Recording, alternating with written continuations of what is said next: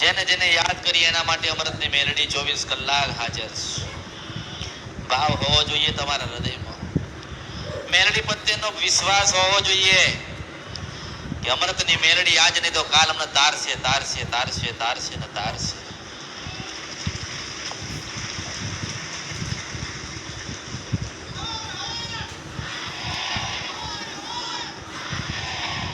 મારા દરેકના આશીર્વાદ, જેનો ભાવ ને જેવી પુકાર હોય એવી મેલડી આવશે. જેવી શ્રદ્ધા, જેવી ભક્તિ, કઈ માંગ્યું નહીં હોય, મને મેલડી ઉપર શ્રદ્ધા વિશ્વાસ અને ભાવ રાખતા હશો, મેલડી મેલડી કરીને કદાચ જીવતા હશો, અંત સમયે હું મેલડી આઈને ઊભી રહીશ એવા આશીર્વાદ આપું છું. તમારી કુળદેવી રાજી,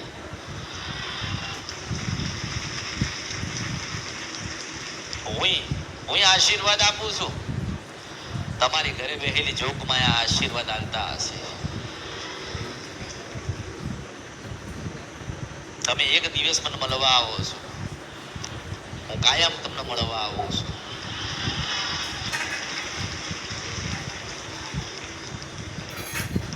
તમે એક જ દિવસ મને મળવા આવો છો અને હું કાયમ તમને મળવા આવું છું. કયા સ્વરૂપમાં આવું છું એ તો અમૃતની મેલડીને ખબર છે. મળવા આવું છું 1000% સાચું છે, 1000% પાકું છે. સુતા સમયે કદાચ યાદ કરશો તો સપના રૂપિયા દર્શન દેનારી અમૃતની મેલડી છો. સાચા હૃદયથી યાદ કરી હોય, મને કદાચ મળવા આવતા હોય,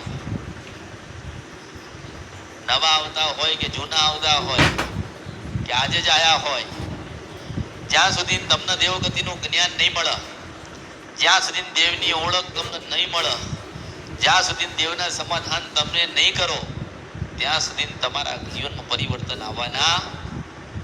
પણ જ્યારે જ્યારે મારા શબ્દો નીકળે, જ્યારે જ્યારે તમને જ્ઞાન પુરાય, ત્યારે એવું સમજજો કે તમારી માં તમને બેહાડ્યા છે. અહીંયા તમે બેઠ્યા નથી, તમારી માએ તમને બેહાડ્યા.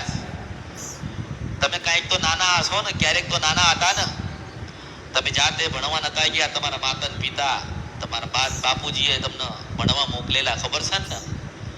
તો આજે દેવની ગતિએ દેવગતિનું કોણ ભણતર હોય અને મારા બાળકો કેવું ભણે એવું તમારી કુળદેવીએ કદાચ જોયું હશે. તો મારી બાલવાટિકામાં તમને બેહાડ્યા છે તમારી માએ.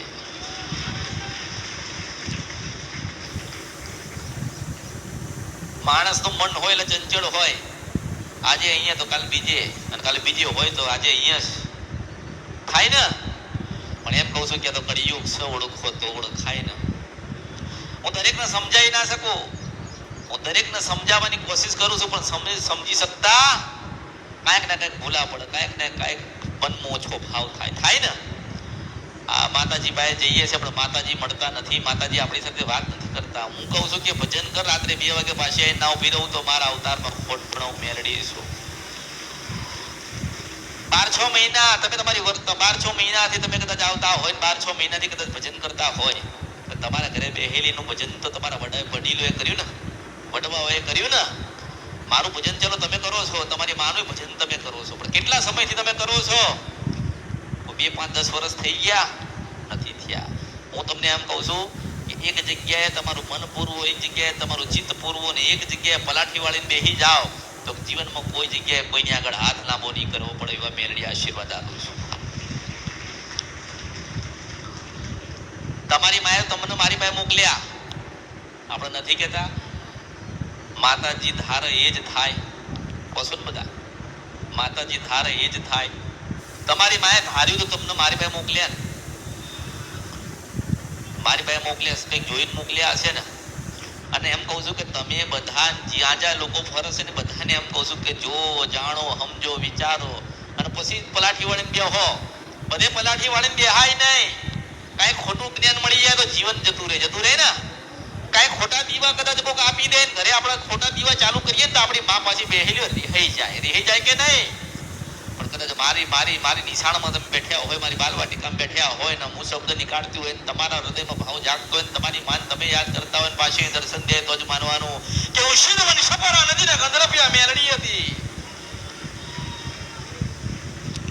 મનમાં ભાવ હોવો જોઈએ. શું હોવો જોઈએ?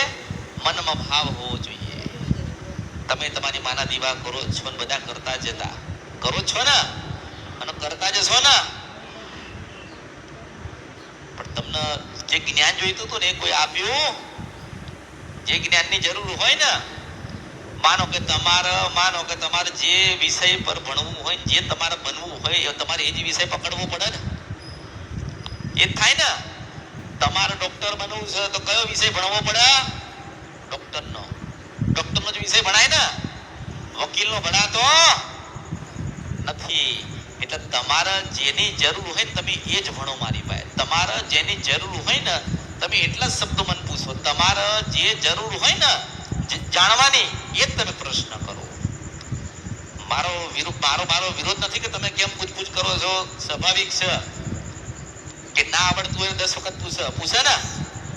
ભણવા જતા પૂછતા નતા આને શું કહેવાય, પેલાને શું કહેવાય.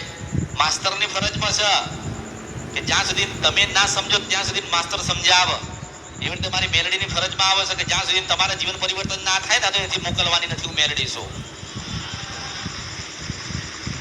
તમે સુખી થઈ જાઓ, તમને જ્ઞાન મળી જાય પછી મારાથી તમે અલગ થઈ જાઓ ને તો મને અફસોસ ના રહે, મને અગર્વ રહે કે ભગવાનના ત્યાંથી 13,000 વર્ષ પછી આવી અને ઘરે ઘરે ગુજરાતની દેશ અને વિદેશમાં જ્ઞાન આલ્યો. એમની માના ખોળા મોકલ્યા, એમની માનું ભજન કરતા થઈ ગયા, એમની માના સંતોષ થઈને એમની માં 32 બોલના જવાબ કરતા થઈ ગયા.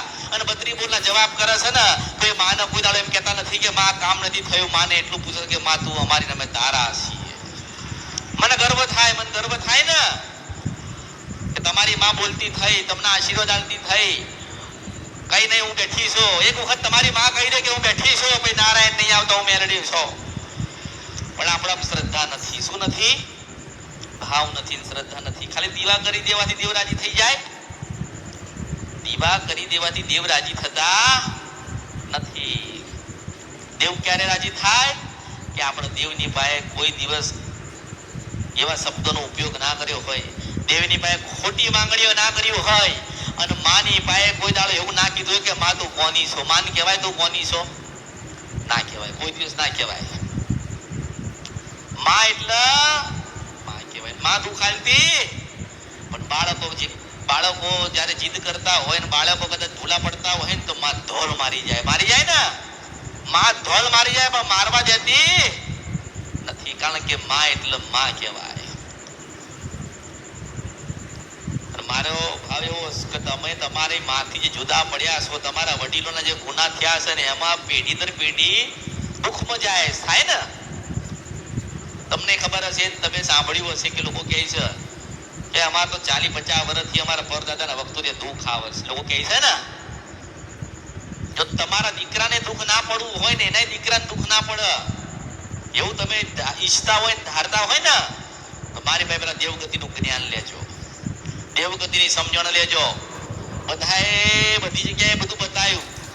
કોઈ માણસ જોવડાઈને આવ્યો નથી એવું છે જ નહીં. બધા જોવડાયું હશે, કાંઈ ને કાંઈ જોવડાયું હશે ને. કાંઈક ને કાંઈક કોઈ નાનું મોટું તો જોવડાવ્યું જશે. પણ એમ કહું છું કે આપણે 12 થી 4 નું ભજન કરીશું ને તો આપણી માં ગાવા આવશે ને આપણે આપડવાનું થશે.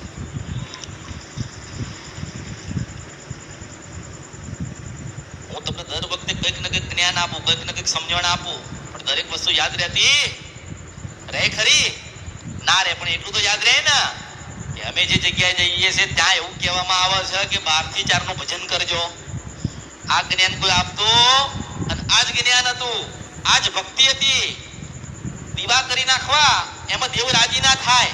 પણ કદાચ દીવો ઓલવાઈ ગયેલો હોય ને રાતના 2 વાગે તમે જગાડો ને તમે પલાઠી વાળીને બેહો ને એટલે પાછી દીવામાંથી આવીને ઊભી રહે મેલડી છું.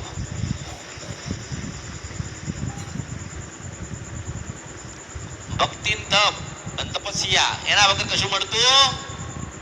મારી પાસે આયા, મારી પાસે કદાચ દેવગતિનું જ્ઞાન લીધું કે મારી પાસે દેવ જાણી લીધું અને મેં તમને કીધું કે ખોડિયાલ તમારે પૂજવાની થાય છે, તમારી કુળદેવી ચામુંડ માતા થાય છે, બહુચર માતા થાય છે, કે સધી માતા થાય છે, કે મેરડી માતા થાય છે, કે જોગણી માતા થાય છે.